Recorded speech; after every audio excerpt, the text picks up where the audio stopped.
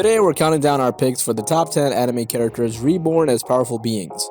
As they say, the grass is always greener on the other side, and certain characters from your favorite anime would probably be a lot more popular if they had a little magic or reality warping on their side. Shonen Jump is no stranger to protagonists gaining new powers. After all, the entire genre is basically built around characters who overcome various hurdles to achieve new heights and a more powerful existence. For the list, we'll be looking at the top 10 anime characters that were reborn as inherently powerful beings.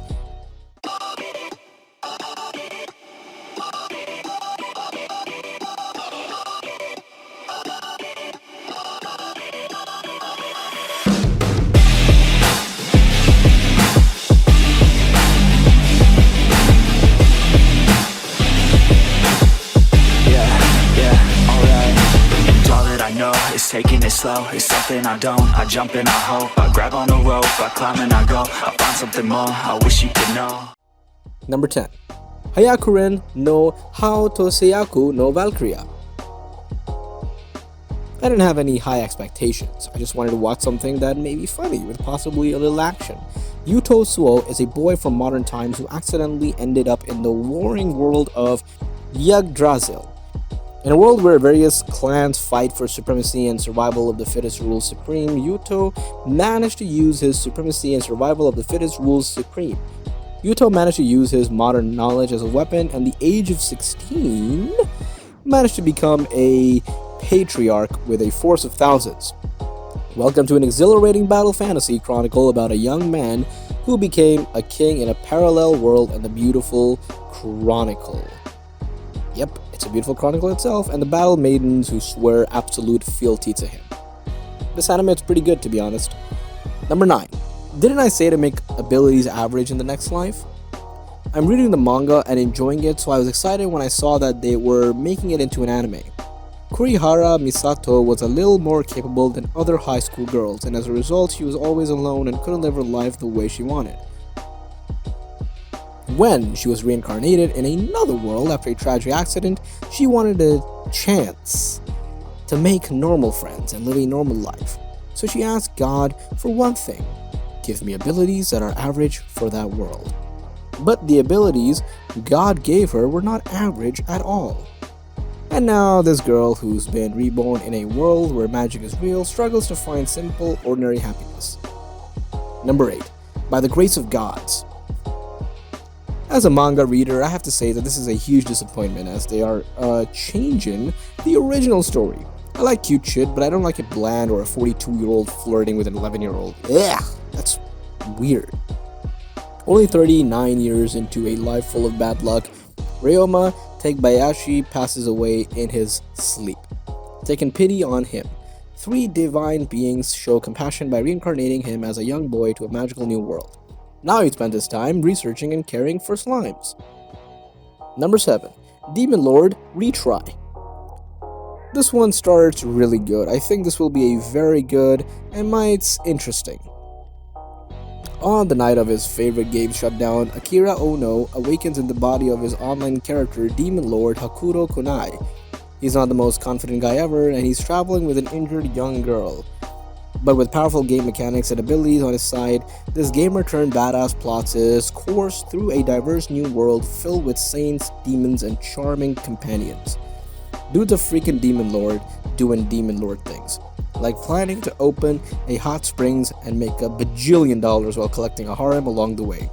The animation is terrible though, but everything else is kinda fine. Number 6. Death March to the Parallel World Rhapsody. Sato, aka Achiro Suzuki, is a programmer in the middle of a death march. He was supposed to be taking a nap but somehow wakes up in another world. What lies before him is what looks like the menu screen of the game he was working before his nap. He's at a complete beginner stage at level 1. However, he has 3 meteor showers, which could level a whole map. Suddenly, a whole group of lizard men appears in front of him. In order to survive, Sato uses Meteor Shower, his level jumped to 310 and he became extremely wealthy. Whether it be dream or reality, Sato's journey was now beginning. Without spoiling, I'll say as much as I can. Again, another Isekai is one of my favorites so far. The OP is MC, but you witness the reason behind it too. Number 5. Isekai wa smartphone to Tomo ni. The plot is quite original, the characters are quite well written, and the art is decent. After dying as a result of God's mistake, the main character finds himself in a parallel world where he begins his second life. His only possessions are the body that gave... Well, let me think. Is this a kind of cool thing? Well, it kind of is. So yeah, God did give him that body, to be honest. And a smartphone that works even in his new world. As he meets all kinds of new people and forges new friendships, he ends up learning the secret to his world. He inherits the legacy of an ancient civilization and works together with the kings of some very laid-back countries on his carefree travels through his new world. I highly recommend it for you to watch it all. Number 4. Kenja no Mago. The plot is quite original and the characters are quite well written. Another boy which reincarnates into the new world and becomes a mage, although at the start it looked somehow decent because of the magic and practice at the beginning. But when we get a little deeper into the show, it becomes flat. The main protagonist becomes the most powerful person in the universe and there isn't anyone who would at least equal him a little. Yep, no equal at all. But one day, some demonoids appear and they want to conquer the world. How else is it gonna, how else is it gonna be? The main character is gonna go to destroy them easily with humdrum friends, of course, which pitied him as well. Number 3. How not to summon a demon lord. An elite but socially stunted gamer finds himself in another world, inhabiting the body of his character Diablo, but despite his powers, his awkwardness keeps getting in the way, so he decides to pretend to be a demon lord and soon finds himself with a pair of slaves, a well-endowed elf and a cat girl. Together, they struggle with everything from interpersonal relationships to diabolical beast battles. Honestly, I like this anime quite a lot. It's not that different from animes like Overlord or In Another World with my smartphone, but it is awesome. I love how the main character is a perv but also is so hardcore. I like how they build up the enemies and he's just like, really? That's all you got? And he just massacres them badly. Number 2. Mushoku Tensei, Jobless Reincarnation. This is an amazing anime.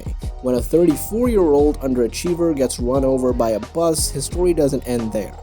Reincarnated in a new world as an infant, Rudy will seize every opportunity to live the life he's always wanted. Armed with new friends, some freshly acquired magical abilities, and the courage to do the things he's always dreamed of, he's embarking on an epic adventure, with all of his past experience impacting all the intact feelings. I'll admit that I came into this anime with a bit skeptical feelings, but after being spoiled by Ascendance of a Bookworm, the animation, world building, and lore in his show is great and instantly pulls you in. Number 1. That time I got reincarnated as a slime. Don't you just love it when fans of a show constantly make up reasons for why what they like is unlike anything else? In the case of this show, it's because the protagonist is a slime. See? That's never been done before. Did I mention how, despite being the weakest monsters in all JRPGs, he's actually more powerful than the gods, or how he also turns into a cute little girl in the early shows? Well, how original. The show did some great things in the city, building an apartment, and we got introduced to some cool characters that do stand out, but we never really dove into any of these characters, at all. Should have dove into it, to be honest. Really should have. And these characters do stand out, to be honest. And they sometimes... I have to say, I feel like it's a wasted potential. In my opinion, the anime is hands down my favorite so far. I give it a whole 5-star, to be honest. That's all for today. I hope you all enjoyed the video, and if you did, then give this video a like and share it with your friends and family, and also subscribe for more Top 10. Stay safe and take care. My name is Zita Khan, and I'm the voice of the voiceless. See you next time.